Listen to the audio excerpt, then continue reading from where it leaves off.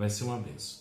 Nós vamos hoje, nesse culto, que nós queremos apresentar aqui a Deus, com toda reverência ao Senhor, todo respeito, no aprendizado da palavra de Deus, nós vamos falar aqui um assunto bem importante para animar, fortalecer biblicamente, como hoje as igrejas se reúnem para o culto de doutrina. Doutrina é o conjunto de prescrições bíblicas em forma de ensinamento, exortações e preceitos que são dados pelo Espírito Santo ao crente através da Bíblia e que o torna amadurecido no conhecimento de Deus e perfeito na integridade do seu caráter cristão.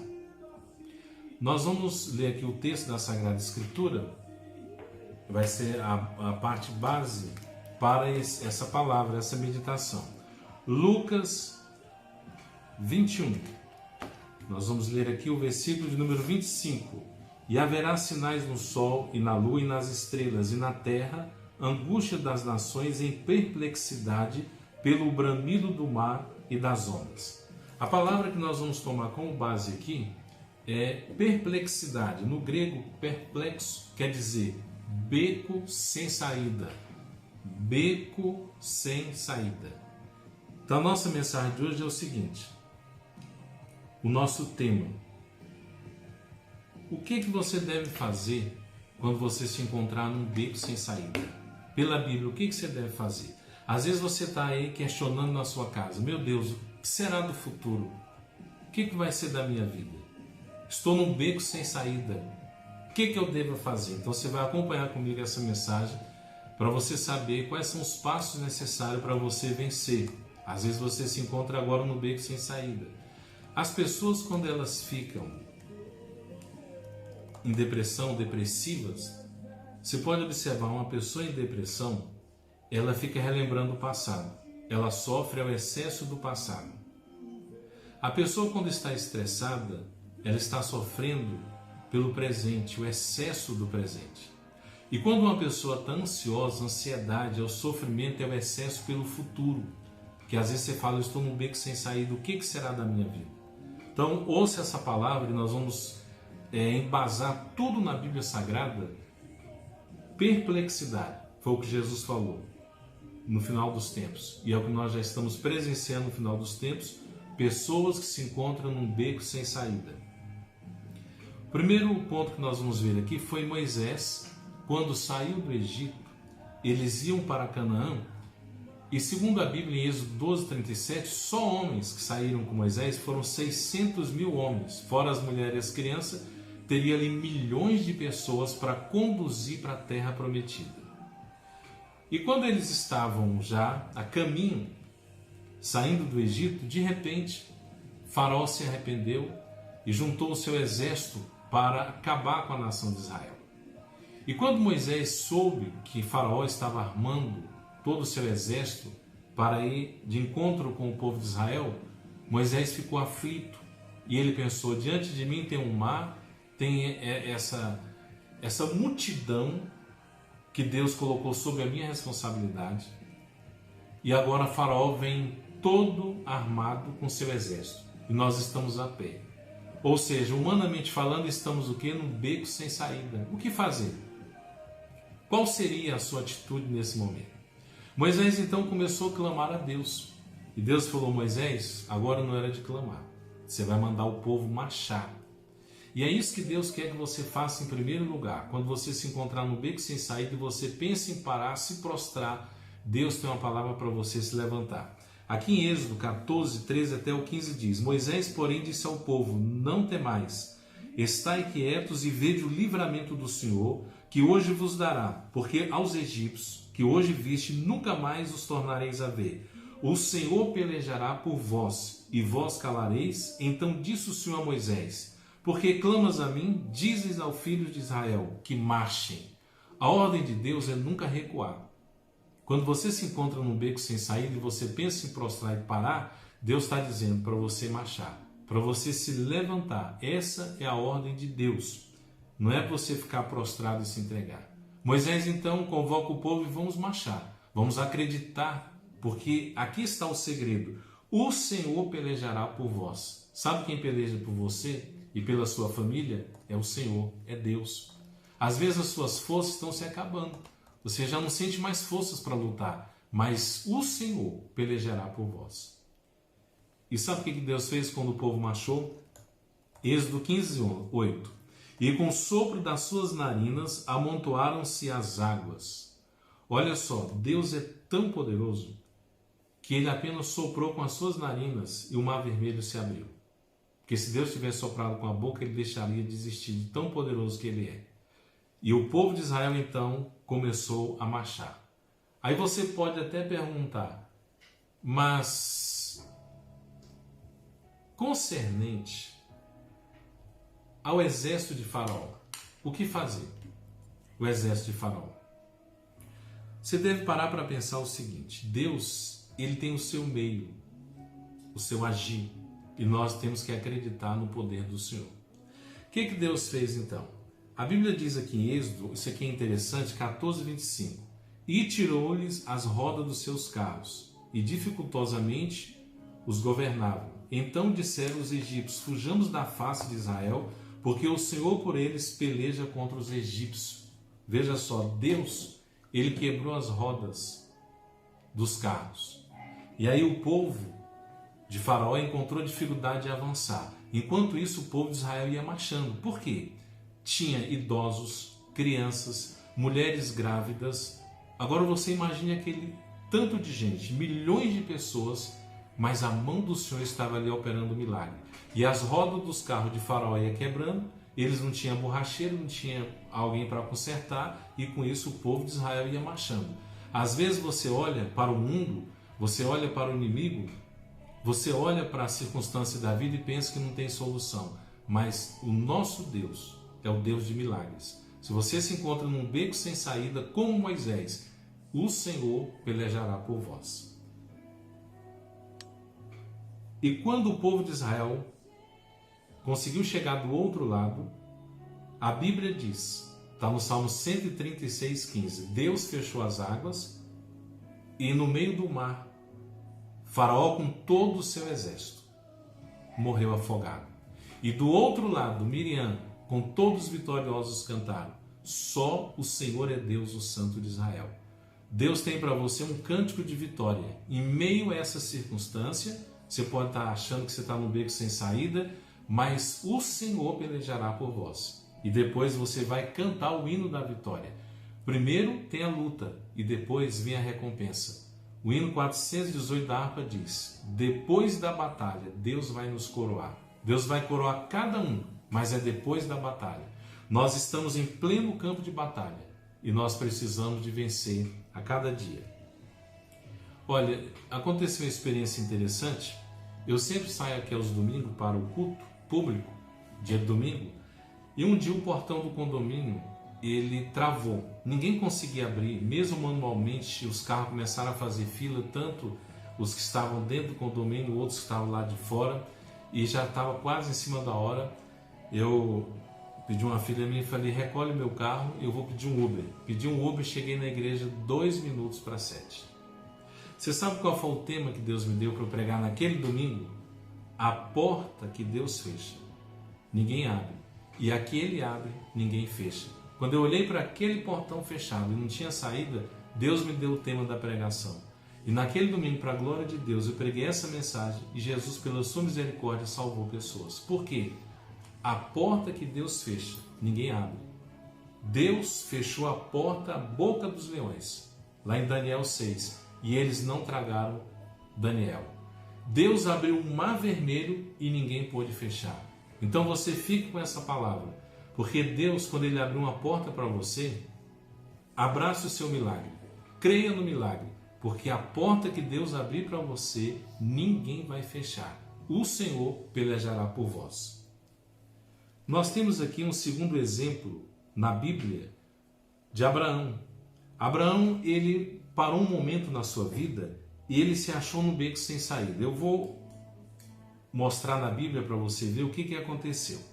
Em Gênesis capítulo 14, ele venceu uns reis com 318 homens. Seria até humanamente falando impossível. Deus deu a vitória para Abraão, ele venceu aqueles reis. No capítulo 15, Abraão ele ficou apreensivo. Ele ficou apreensivo porque ele pensou, meu Deus, eu venci aqueles reis, mas se depois eles voltarem para guerrear contra nós. Sabe o que nós aprendemos com isso? Que sempre que Deus te dá uma bênção, o diabo vai lançar uma seta para querer entristecer o seu coração, para querer desacreditar que foi Deus que realizou esse milagre e que ele vai continuar te abençoando. O diabo ele vai fazer de tudo para parar você, mas Deus ele sempre vai ter uma palavra para te levantar. Escute aqui, Gênesis 15, capítulo 15, versículo 1. Depois dessas coisas veio a palavra do Senhor a Abrão em visão, dizendo: Não temas, Abrão, eu sou o teu escudo, o teu grandíssimo galardão. Deus sabia que Abraão estava apreensivo. O que Deus fez? Deus deu uma palavra para ele de fé, de coragem, de ânimo. Às vezes você já conquistou muitas coisas na sua vida. E agora o Brasil e as nações estão passando por esse momento e você fala: o que será da minha vida? As conquistas que eu já tive. Então Deus dá essa palavra para você como ele deu para Abraão. Por que Deus falou? A primeira coisa, não temas. Deus sabia que Abraão estava já quase entrando em depressão. E às vezes as lutas são tão grandes que você pensa que não vai vencer. Deus vem com a palavra para você: não temas. Essa expressão aparece na Bíblia cerca de 365 vezes, não temas. Sabe por quê? Cada dia que você se levanta, Deus fala para você: não temas. Ele tem uma mensagem para você a cada dia do ano: não temas, porque eu sou contigo. Aí Deus disse para Abraão: eu sou o teu escudo. Olha o que ele falou em primeiro lugar: escudo. Por quê? Fala de luta, de defesa, de peleja. Primeiro você tem que lutar. Aí depois ele disse: o teu grandíssimo galardão. Ou seja, Deus quer que primeiro você lute, que você se esforce, depois vem a recompensa. Tudo na vida requer um sacrifício, requer pagar um preço. Então, se você está pagando esse preço, continue, porque depois Deus tem uma recompensa para você. Nós temos outro exemplo aqui também de alguém que se encontrou no momento num beco sem saída. Foi Sansão. Sansão ele estava lutando e veja o que aconteceu com ele. Juízes 15, 18 e 19. E como tivesse grande sede, clamou ao Senhor e disse: pela mão do teu servo tu deste essa grande salvação. Morrerei, pois, agora de sede e cairei nas mãos desses incircuncisos? Então Deus fendeu uma cavidade que estava na queixada e saiu dela água e bebeu. E recobrou o seu espírito e reanimou-se, por isso chamou aquele lugar a fonte do que clama, que está em Leí até o dia de hoje. Sansão lutou até acabar as suas forças. Teve sede, ele pensou: vou morrer. E aí Deus então realizou um milagre para que ele pudesse beber água e o seu espírito reviveu. Olha que coisa forte. O que nós aprendemos? Que Deus quer que você lute. Porque quando você pensar: eu não tenho mais forças, estou num beco sem saída como Sansão, e agora? Eu não posso cair na mão desses incircuncisos. Deus então realizou um milagre, saiu água de uma fenda e ele bebeu e o seu espírito reviveu e Sansão não morreu, mas venceu. E é isso que Deus quer para você, que você lute, que você venha vencer. Numa noite Pedro não pescou nada. No dia seguinte fez a maior pesca da sua vida. Sua melhor experiência pode vir depois da maior frustração. Tente de novo. Lucas capítulo 5 mostra uma história muito bonita acerca da pescaria. E Jesus estava ao lado de Pedro para ensinar. O Senhor está ao nosso lado para nos ensinar que mesmo que nós tenhamos as nossas habilidades, mas nós dependemos de Deus. Nós temos que aprender que mesmo que nós tenhamos cultura, que nós tenhamos facilidade de expressar, de ganhar dinheiro profissionalmente, mas Deus quer que nós sempre venhamos depender dele. Por isso que Mateus 6,11 diz assim: o pão nosso de cada dia dá-nos hoje. Ele não disse o pão nosso de cada semana, de cada mês ou de cada ano. Deus quer que você dependa dele todos os dias. E sabe o que acontece? Quando nós passamos por uma aflição, por uma luta e nos encontramos num beco sem saída, nós aprendemos que nós temos que depender de Deus. Nós temos que vencer o eu, o nosso orgulho. Você sabe por que muitos casamentos eles têm ruído e as pessoas perdem as famílias? Por causa do eu. Você pega a palavra Deus e corta o D e o S, o que fica o eu?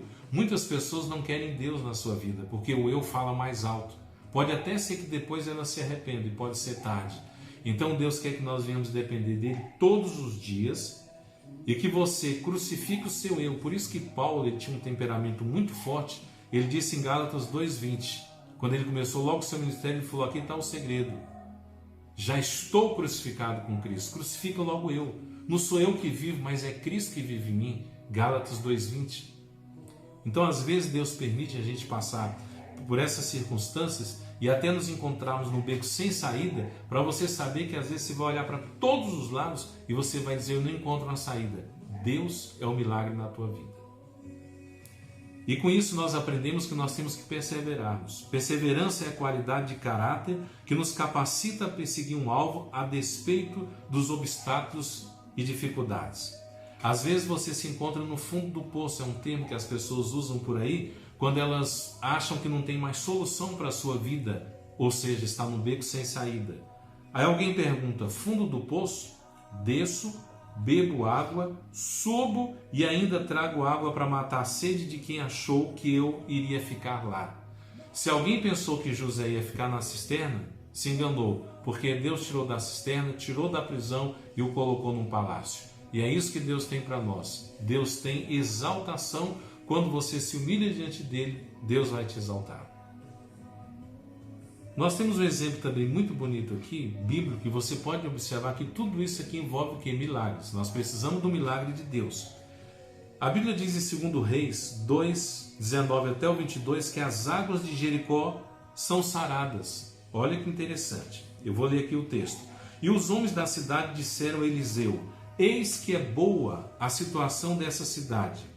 Como meu senhor vê, porém as águas são más e a terra é estéril. As mulheres que bebem dessas águas sempre abortam. E ele disse: trazei-me um prato novo e ponde nela sal. E lhe trouxeram. Então saiu ele ao manancial das águas e deitou sal nele e disse: assim diz o Senhor, sararei a estas águas e não haverá mais nelas morte nem esterilidade. Olha só que interessante. Lá na cidade de Jericó, as pessoas estavam reclamando para Eliseu que essas águas, elas precisavam de receber uma cura. Eliseu, sabendo dessa situação, ele falou: trazei uma salva nova e ponde nela sal. Agora olha só que interessante. Aqui tem um detalhe que eu marquei na Bíblia Viva. A Bíblia Viva diz assim: as mulheres que bebem dessas águas sempre abortam. Ou seja, essas águas que as mulheres bebiam, elas estavam no beco sem saída. Se bebesse, poderia abortar. Se não bebesse, iam morrer. E agora, o que fazer? Então a notícia chegou para Eliseu: homem de Deus, as mulheres que estão bebendo essa água aqui vão abortar. Essas águas precisam ser saradas. Aí quando Eliseu pediu então a salva nova e falou: ponde nela sal, que eles deitaram sobre aquelas águas, a Bíblia diz que aquelas águas foram saradas. Diz assim: ficaram, pois, sãs aquelas águas até o dia de hoje, conforme a palavra que Eliseu tinha falado. Portanto, você pode observar que aqui houve mais um milagre, quando a própria cidade, uma cidade, já estava se encontrando num beco sem saída. O que fazer? Deus usou o seu profeta, o homem de Deus, Eliseu, e aquelas águas até o dia de hoje estão saradas, porque aconteceu um milagre para a glória do Deus Todo-Poderoso. Então, às vezes você se encontra nesse momento em dificuldade, mas Deus tem um milagre. Assim como Deus usou Eliseu, Deus vai te usar, Deus vai usar outras pessoas e o nome dele vai ser glorificado na sua vida. Nós temos aqui no Novo Testamento agora, eu quero tomar mais 2 exemplos. Marcos 4, 35 até o 37. E naquele dia, sendo já tarde, disse-lhes: passemos para o outro lado. E eles, deixando a multidão, o levaram consigo, assim como estava no barco, e havia também com eles outros barquinhos. E levantou-se grande temporal de vento, e subiam as ondas por cima do barco, de maneira que já se enchia. Quando Jesus falou para os discípulos: passemos para outra banda, Jesus estava vendo lá na frente. Às vezes as ondas se levantam contra você e você fica num beco sem saída, mas você não entende agora. Agora lá na frente você vai entender, Jesus vai mostrar para você. Sabe o que aconteceu? Olha como a Bíblia é forte. Quando Jesus falou, vamos entrar no barquinho e passemos para outra banda, os discípulos não estavam sabendo, mas Jesus já sabia de uma libertação total espiritual. Do outro lado, um homem de Gadara, o Gadareno, ou seja, Gadareno é da cidade de Gadara. Aquele homem estava endemoniado, ou seja, tinha uma legião, que são 6.000 demônios. Quando Jesus falou, passemos, Satanás sabia que Jesus ia chegar e libertar aquele homem. Mas os discípulos que estavam no barquinho, Jesus começou a dormir. Então, quando Jesus dormiu, as ondas se levantaram, o mar se agitou. Os discípulos tinham suas habilidades, sabiam pescar, eram profissionais.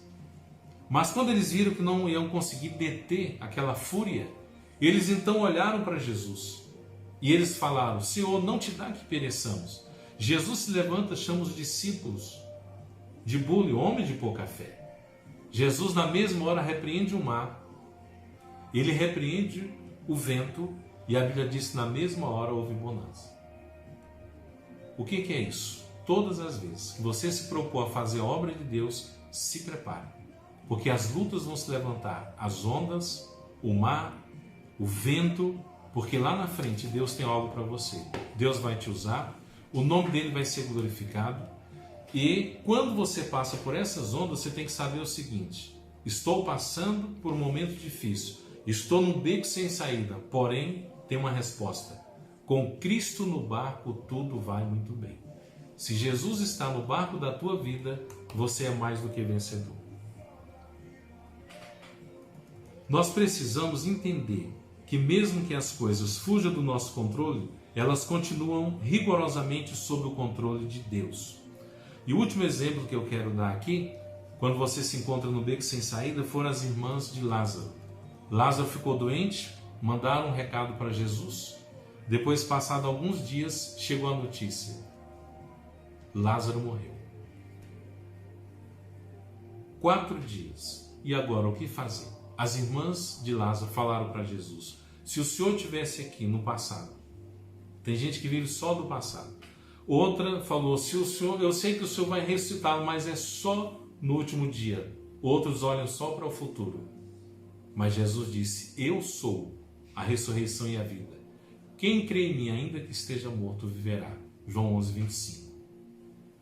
Mateus 18, 20, Jesus diz: portanto, onde estiver 2 ou 3 reunidos no meu nome, aí estou. Ele não disse estarei, ele está presente. Se você está passando por uma luta agora, está no beco sem saída, Jesus está presente, ele está sabendo de tudo que você está passando. Agora, ele sabe de tudo. Jesus então chega diante do túmulo de Lázaro. E Jesus olha para as irmãs de Lázaro, para aquelas pessoas que estavam em volta. Em João 11,39 ele disse assim: disse-lhes Jesus: tirai a pedra. Marta, a irmã do defunto, disse-lhe: Senhor, já cheira mal, porque já é 4 dias. Aí Jesus disse em João 11,40: disse-lhe Jesus: não te hei dito, se creres, verás a glória de Deus. Então escute aqui. Primeiro você tem que crer, para depois você ver. Ele disse assim: não te hei dito, se creres, verás a glória de Deus. O problema é que muitas pessoas primeiro querem ver para depois crer. Você tem que ter fé. Hebreus 11,6: sem fé é impossível agradar a Deus. Você pode estar vendo um caos lá na frente, mas Deus está vendo um sucesso e uma vitória, porque tudo está nas mãos do Deus de milagre. Quando Jesus chegou diante do túmulo de Lázaro, João 11,39, ele disse assim: tirai a pedra. Você sabe por que ele disse tirai a pedra? Porque aquilo que você pode fazer, Deus não vai fazer. Tirar a pedra eles podiam, ressuscitar Lázaro eles não podiam. Às vezes você se encontra num beco sem saída. As irmãs de Lázaro estavam no beco sem saída. O meu irmão morreu, o que nós vamos fazer? Não temos solução, nós não podemos realizar o milagre. Jesus falou: tirai a pedra. O que você pode fazer, Deus não vai fazer. Faça a sua parte, lute, continue de cabeça erguida, não se entregue à depressão, não se entregue à decepção, erga a sua cabeça. Jesus está presente com você e com a sua família. Quando eles tiraram a pedra, Jesus olhou para o túmulo e disse assim: Lázaro, vem para fora. Jesus tem tanto poder, ele é o Todo-Poderoso, que se ele dissesse vem para fora e não especificasse que era Lázaro, todos os mortos ressuscitariam. Mas ele disse Lázaro, ele especificou. E Lázaro saiu da sepultura e o milagre aconteceu. Marta e Maria olham uma para a outra e falam, nós estávamos num beco sem saída, mas chegou o milagre, Jesus está presente. Talvez você esteja agora com a sua família, aqui no Brasil, no exterior, pensando o que será do nosso futuro. Estou num beco sem saída. Creia que o Deus de milagres, Jesus controla toda a tempestade. Ele está no barco da tua vida e com Cristo no barco tudo vai muito bem. E às vezes você pergunta, pastor, por que estamos passando por essas lutas no dia a dia da nossa vida cristã? Sabe por quê? Porque Deus quer que você aprenda e você vai adquirir maturidade. Porque você só vai ter a sua fé aumentada depois que você passar pelas lutas. Os discípulos falaram para Jesus, Senhor, acrescenta a nossa fé. A sua fé só vai ser acrescentada quando você passar pelas lutas. Quando você passar e vencer, aí você vai ter uma fé aumentada. Porque você já tem fé, você precisa de acrescentar. E isso vai acontecer diante das lutas. Quando nós passamos pelas lutas e vencemos, nós vamos adquirir maturidade. Dentre várias definições de maturidade, eu tenho essa aqui que eu vou passar para vocês, que é muito boa. Maturidade é recusar curvar-se nas crises, mas aceitá-las como um desafio para buscar de Deus a resposta e levantar-se. Então, se levante, erga a sua cabeça. Se você está no beco sem saída e você pensa, não tem solução, Cristo, Jesus é a solução. O Deus de milagres está aqui realizando milagres e o nome dele está sendo glorificado. Nós vamos encerrar essa mensagem agradecendo a Deus e a todos os amados ouvintes. Amanhã, às 19 horas, estaremos com um trabalho especial para as crianças, um culto que as crianças vão prestar a Deus, adorando a Deus na beleza da sua santidade. Amém.